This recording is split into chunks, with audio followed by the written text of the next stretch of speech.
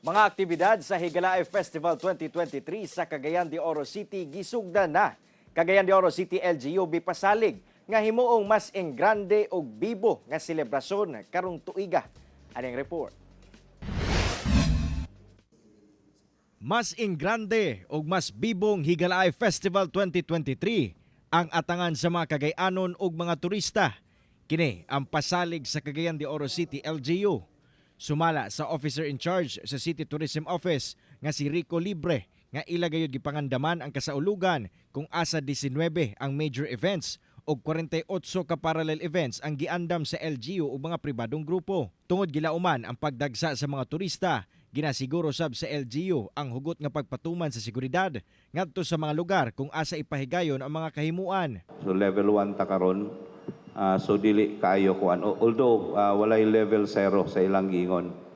So pero dili lang gyapon ta kumpiyansa kay naamanggoy mga kanang mga activities nga pwede mosulod ang ato ang mga daotang tao. Gikan sab sa 2 million budget sa Higalaay Festival sa milabay nga tuig, mas dako ang budget karon nga miabot na ngadto sa 15 million pesos. So, ang ato ang mga prices almost doubled na. Ang uban, if not doubled ni saka gid siya at rate, no? Like for example, ang katong 100 or 50 sa una or na 150, ang uban nahimong 250,000. Adlawng Martes, Agosto 1, ipahigayon ang opening ceremony sa month-long festival.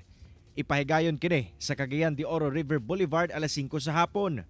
Busa pasado alas 12 pa lang sa udto, pinaspasay na ang pagmontar sa entablado ug uban pang mga pasilidad para sa kahimuan. Anaasab ang mga local band artists nga maghatag og kalingawan. Magpabilin gyapon ang mga major events sa syudad, sama sa International Dragon Boat Competition, Miss Cagayan de Oro, Street Dance Competition, Civic Military Parade ug Religious ug Fluvial Procession, subay sa pagsaulog sa kapistahan sa patron sa syudad nga si Senyor San Agustin. Tungod giwala na sab sa Pangulo ang emergency status tungod sa pandemya, miluag na sab ang pagpatuman sa health protocol sa mga event. Na-health lang gihapon nga mga protocol even though nga gi-open na ni naghimo og memorandum si President Marcos, still especially si tourism nag-implement pag yun gihapon og new normal.